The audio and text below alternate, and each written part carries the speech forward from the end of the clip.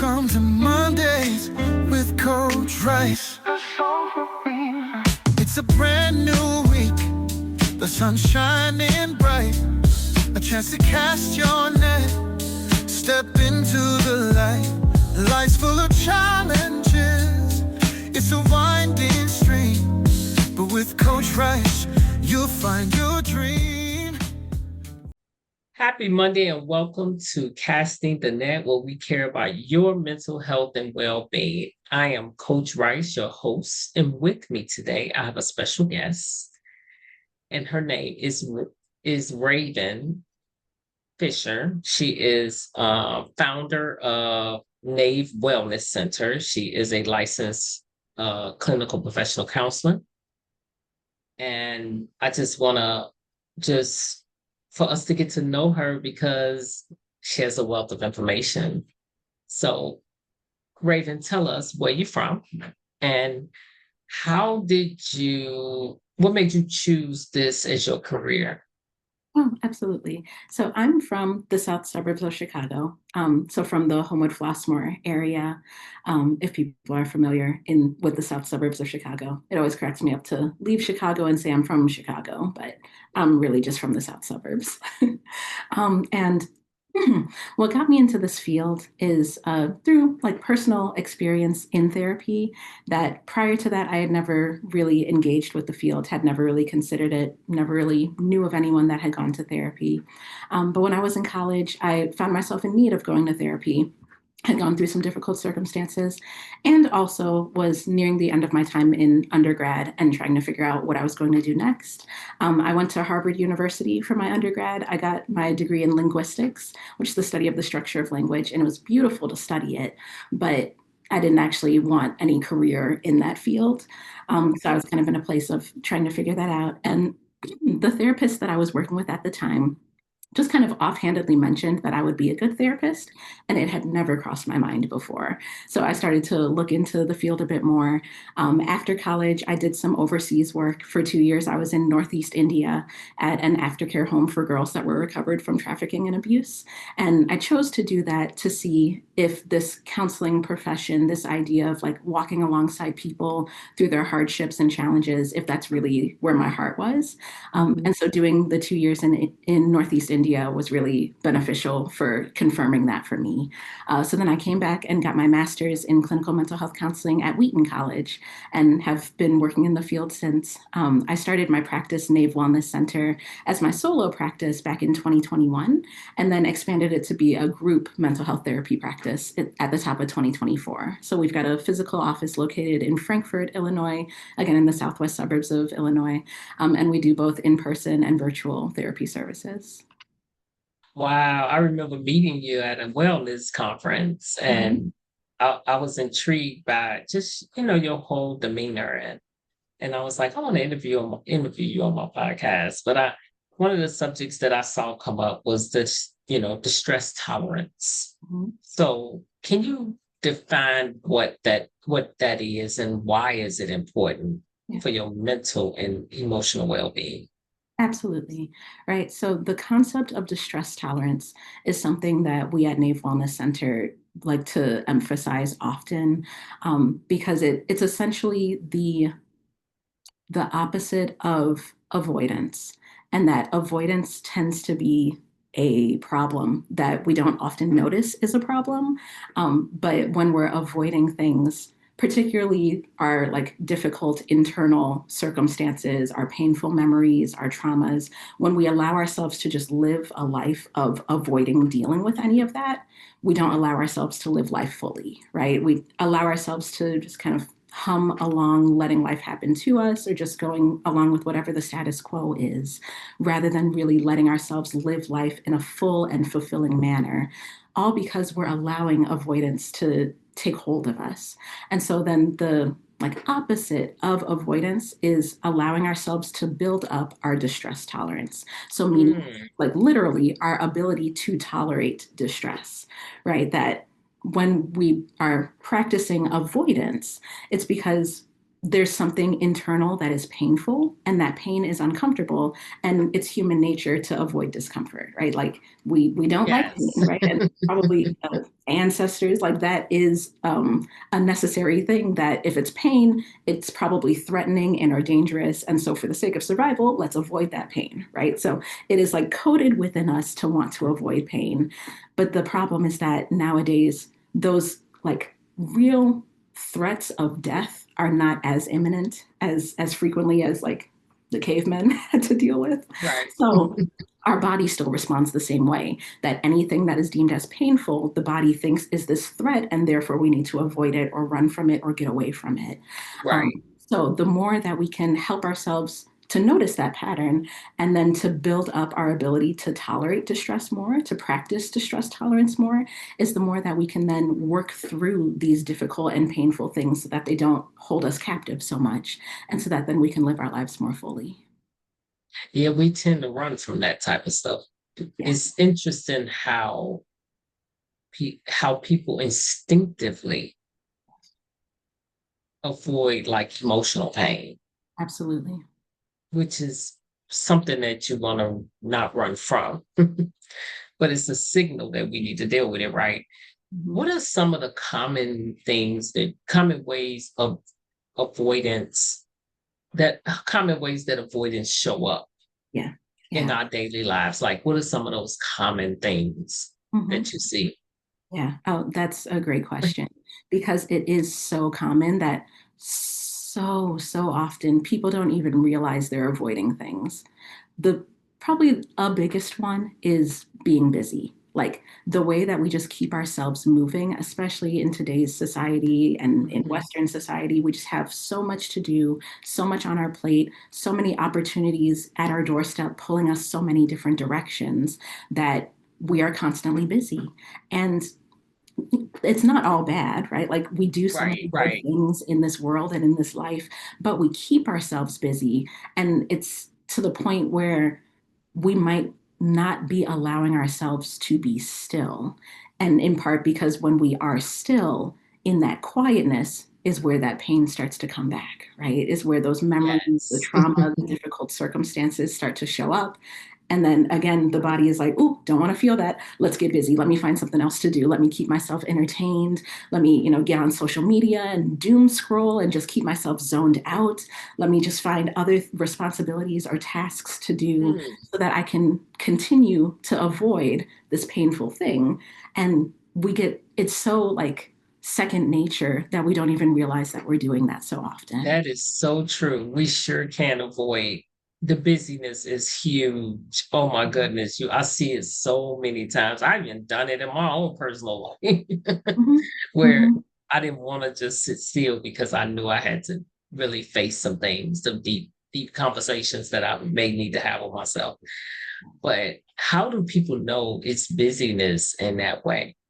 Because Mhm. that's kind of interesting, right? Right, exactly. Right. It can be hard to discern. Is it Right, busyness because I just have a lot of things to do? Because a lot of things are important to me and I want to do them? Or is right. it busyness because I'm avoiding what else could be deeper?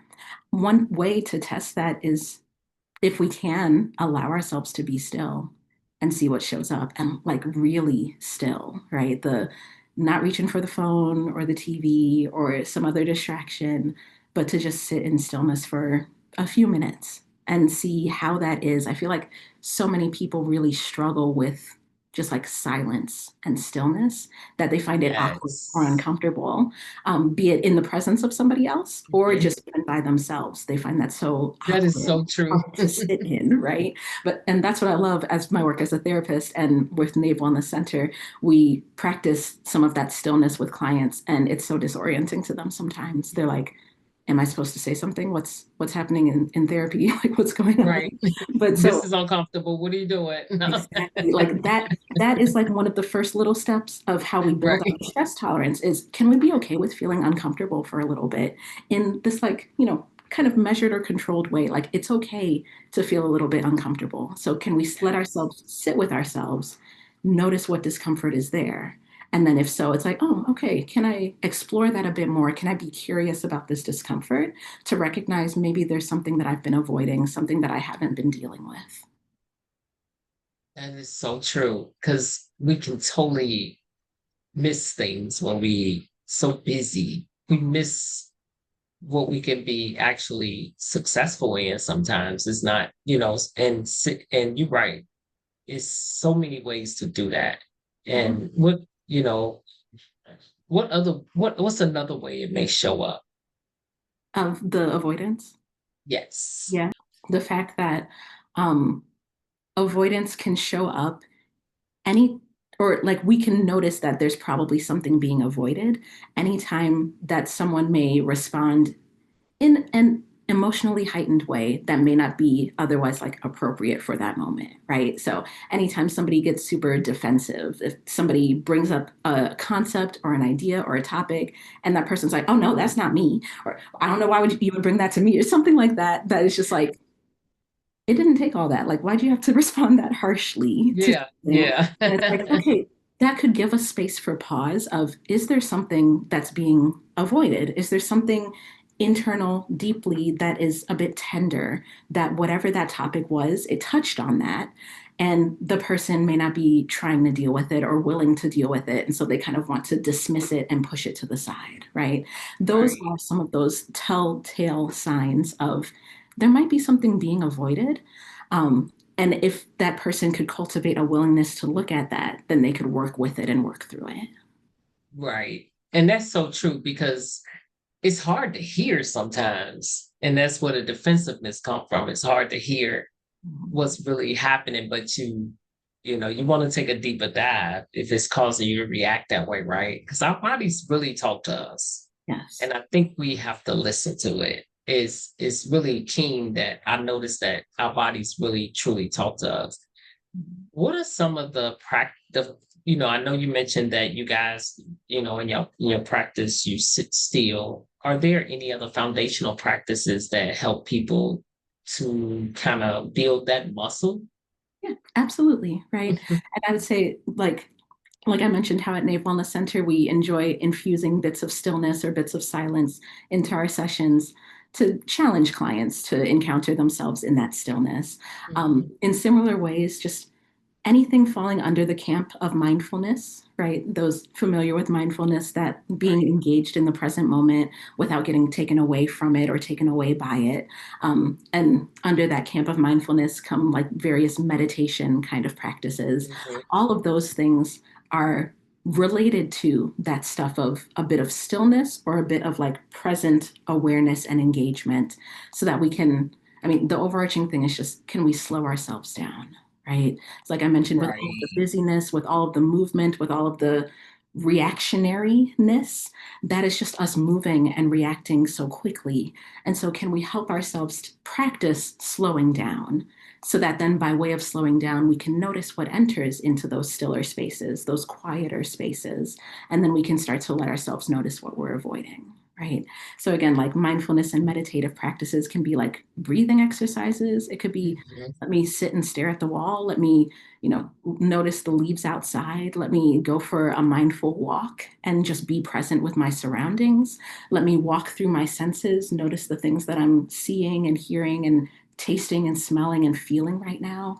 Like any of that kind of stuff, it helps us return to our body and return to the present moment so that we can just take census of what is around us and be still and slower with what is going on in and around us. And then Yes. in those still moments, right?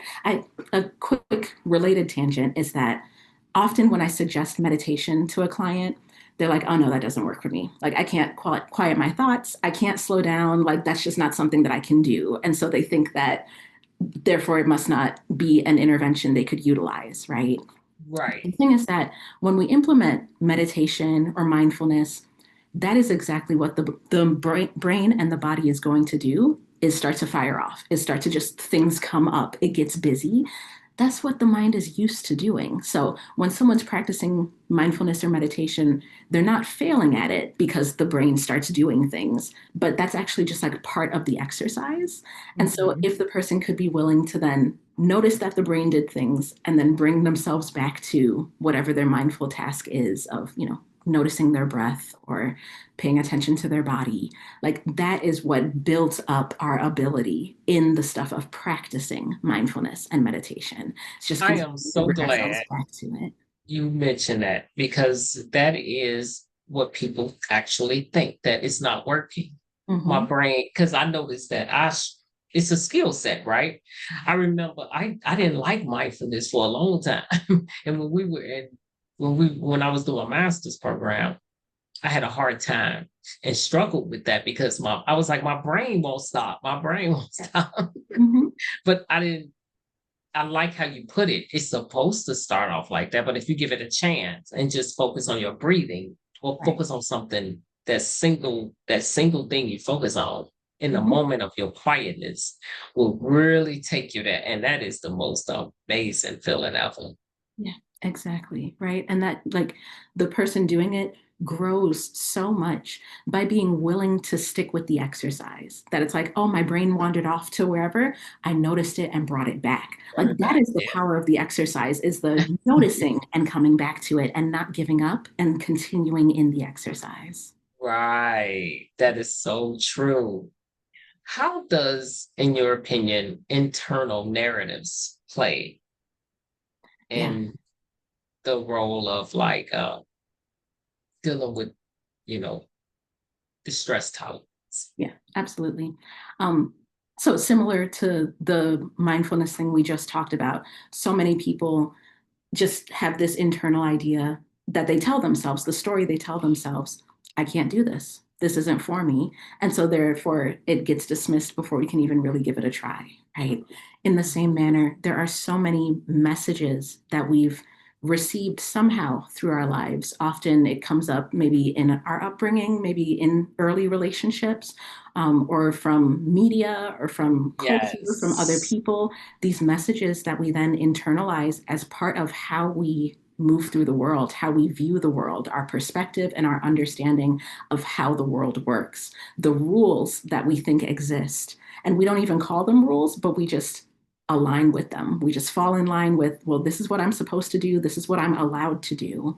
And those rules sometimes can be really limiting and sometimes can get in our way, again, from being willing to like try things and experience things. And so that's what happens in this place of avoidance as well, is so many, I don't know how many of y'all have grown up with like the beliefs of, there's certain things we just don't talk about. There's certain Right. experiences that we're not supposed to share with anyone. Like, if I Mhm. have this thought, it's not okay to share that thought. If this happened at home, it's not okay to tell anybody that that happened to me.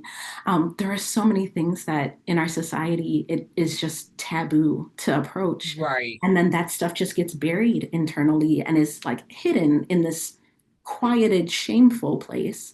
And that is some of the stuff that then ends up being avoided as well. That it's, well, I'm not allowed to talk about this. I was always taught that I'm not allowed to speak on this. So therefore, I'm supposed to just continue avoiding it and keep pushing. Like, those are the kinds of messages or rules that we think we're supposed to abide by. And so then avoidance shows up in this way of, I think I'm doing what I'm supposed to. I'm not supposed to deal with that stuff. The past is past. Why would I bring up old stuff, And then we abide by those Right. internal messages and keep trying to push forward when there's still unhealed stuff existing within us. Oh God, I love that you brought that up. That is so true. Yeah. That is so true. We have to deal with those Mhm. things that we need, those areas we need to heal in, but it's easy to avoid if you're Yes. not careful. Yes. It's Absolutely. so easy to avoid it. And Mhm. I'm glad we're talking about it because it's happening so much Mhm. where we are not challenging ourselves when we feel a certain way, when we feel that distress, when we feel that turbulence. Mhm. Um, we don't allow ourselves to lean into it Right. and get the help we need. And so, what tips would you give to the audience when it comes to like there because there's so many ways that it pops up it Mhm. and we avoid things that we should be actually leaning into, but sometimes you need help with Yes. getting that out. Yeah. But what type of tools or advice would you give the audience and actually noticing and leaning into it? Yeah. Yeah. Um, let's see, which tool first? Because there's a few things that come to mind. Um, I guess the first thing coming to mind is journaling can be helpful. And I know I say that and a lot of people roll their eyes. They're like, I don't want to I journal. I don't like love to journal. write. That's my favorite. Journaling can be such a Journaling is helpful, my favorite. it's such a helpful practice, because it allows the brain and the body to process more. Like there are so many things that just live in here that we just keep it in our brains and we don't want to speak on it. We barely even want to think about it, but it just stays in here wanting to churn and then feeling stuck internally in the mind. When we allow ourselves to journal, that is a way of getting it out. And by starting to get it out, again, that helps the brain to process more fully so it can start to work with it and recognize what's going on there. When it comes to journaling, like there are so many different ways a person can engage with it. There's, millions of journal prompts on the internet if someone wanted to look them up and decide like, where would I like to get started? Um, but something to start with could be like journaling through highs and lows of a day, or just journaling through what are the thoughts that were coming to my mind today. Or when I sit still for a couple of minutes, what is showing up there? And can I be willing then to, for one, like notice it and not shoo it away right away, and then to write it Yes. down and to work on journaling through it, right? So I mentioned journaling because that is such a helpful, tangible practice. But even like I just mentioned in that practice of journaling, that first step of can we just let ourselves notice the thoughts that we're having, notice what is showing up for us Yes. in those moments of stillness or quietness, and can we like acknowledge those thoughts rather than shooing them away. It's so quick. We're so fast to just like, nope, not thinking about that and move on to something else. And so, again, if we can let ourselves slow down so that we can notice the thoughts and just acknowledge that they exist, that can be really helpful. Like in that space of acknowledging, we don't have to react to it. We don't have to judge whatever those thoughts are or whatever is going on internally, but we can just notice that it exists and allow it to exist. Like say that it's okay that this thought is here and I may not understand it yet, but it's okay that it showed up. Um, Yes. that can be a way that a person can start with things.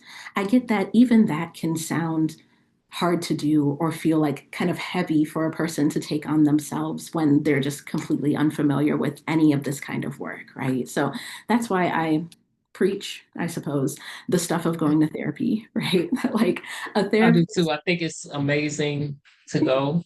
Exactly. A therapist, I mean, is much like a life coach or like any other mentor type person in a person's life, that you don't have to have something really acute or something really severe to go to therapy. Like your world doesn't have to be completely falling apart, right? It Right. just be that there's a little bit of something that feels unsettled or unfinished, or again, right, that beginning of noticing, is there something I've been avoiding? Like that's the kind of stuff that could encourage a person to go to therapy so that they can work with that in a safe space with a therapist to try and start uncovering and start unpacking what is the stuff that's down in there that I haven't really dealt with yet.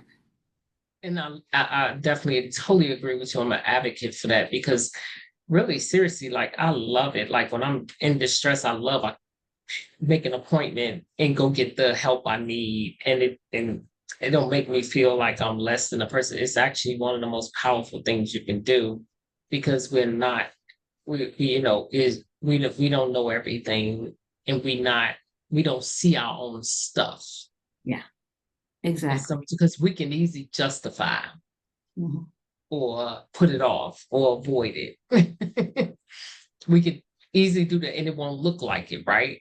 It would mask itself as if we've dealt with it already. And Mhm. that's the danger. So when you feel, I agree with you, when you feel distress or anything, preventative. If you just Mhm. want to talk, I say word vomit. You have somebody you can word vomit on, Mhm. walk away, you're not judged,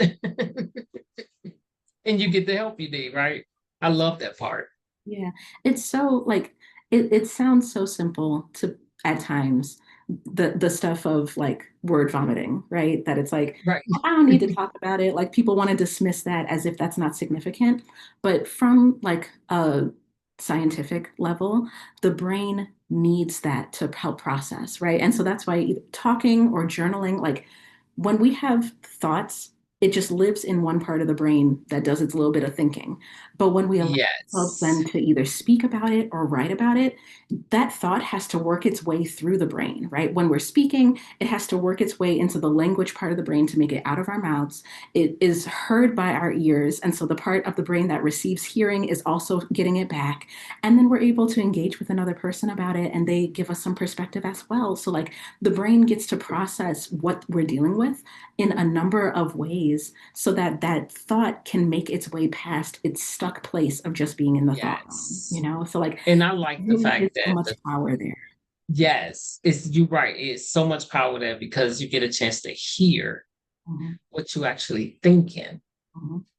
And believe it or not, those thoughts are driving your behavior. So if it's an error in your thought, that's where you use that's why it's good to journal or a word. Just let all of that out. Like I let it, I really started to let my clients just let it out. Yeah. Just let it out. That way I can kind of see what's getting you the areas where you're stuck, because a lot of times our thoughts are keeping us bound. Exactly. And so when I love journaling, I got so many journals that that I'm done, that I completed. I just love it. It's a way to clear my head. You're right, it has to go through the process. I love the fact that you mentioned that. Yeah, exactly. Like, it just really is so much more significant than people may give it credit for. Yes, it is. But I love having this conversation because I think it happens more often than not. Yeah. And it's a danger in avoiding, Yes, exactly. and I guess let's talk about a little bit about that, the danger in avoiding Yeah. what's Right. going on in your life. What do you see the dangers of Yeah. being? I think you said something earlier that alluded to the fact that, like, so much is connected between what's going on in the mind and the body, right? So, um, when I bring that up because that is what relates to some of the danger of avoiding, is that when we're avoiding some of these memories or these challenging internal circumstances, we're thinking like, oh, but that's just thoughts. It's fine. I can bottle it up. I'll live, whatever. That is causing harm, physical harm to the body. That distress, again, right? We were talking about distress tolerance, but that Yes. distress is stress on the body that heightens our cortisol levels and leads to the body starting to deteriorate on itself, right? So, like, a lot of our physical ailments and just like body problems that start to show up can be a result of some of this internal avoidance that's taking place. Um, so we can cause ourselves a lot of physical harm by continuing to avoid things. We can also cause ourselves a lot of relational harm, right? That as Yes. we try to avoid things, we try to put it to the side, bottle it up, though we won't want to say that we're bottling it up, but it's like, no, it's fine. We swept it under a rug. That's bottling it up. And when we bottle it, it's under pressure and eventually it explodes. And that can just ruin a lot of relationships. We end up, you know, lashing out and saying things that we didn't mean to say and hurting people and hurting ourselves in ways that could not be potentially not be repaired. Um, Right. so that all of that could have been prevented by being willing to take looks at ourselves and not avoid things and work through those things earlier. Yes. And you, oh man, it's just so much you said is just so amazing and so true. And what really was interesting on the other side, you're gonna have to face it anyway. Yeah, You can only avoid it so long. Eventually you have to deal with it. exactly. Eventually. Rather, and you're right, it causes I see a lot of health issues, underlying health issues, from the level of stress. Stress to kill you. Yeah, And so you might as well just go ahead and deal with it while your body is talking to you at that moment. And just exactly. get someone else to deal with it with, that way you're not alone in Exactly. it. And I would say definitely get the help you need because it's so important. Mhm. And Exactly. so how can people reach you? Even Yeah. though I will put your links in the chat in the video, but how can people reach you to actually get your services? Absolutely. Right. So we at Nave Wellness Center have plenty of availability. We work with clients of all ages and backgrounds. We work with individuals and couples and families, and we run some groups as well. We take most insurances, including Medicaid and Medicare currently.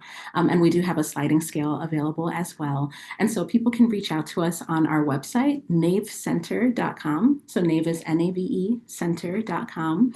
Or they can reach out at our contact email, which is hello@navecenter.com, or the phone number for our practice is 877-929-6283. Thank you so much. I'm so grateful that you came on this podcast. And if, as the audience, if you felt like this was helpful, please do share and subscribe, because I always have amazing people on my show. And just want to say thank you so much, Raven, for coming on and sharing your wisdom and knowledge with us, and just to let people know that you do not have to, don't avoid what your body is talking to you about. Absolutely. It's an honor to be here. I love to talk about this kind of stuff because I just so want to help normalize the stuff of, can we look at ourselves more? Can we get to know ourselves more and stop avoiding? Like, it is okay to step into these hard places so that we can stop avoiding, build up our distress tolerance, and then be able to live our lives more fully. So thank you for having me. Thank you. And just to say happy Monday, and we are signing off. It's your time to shine, your journey to chart. Coach Rice wisdom will heal every heart. So join us now. Let's make life suffice. Welcome to Mondays with Coach Rice.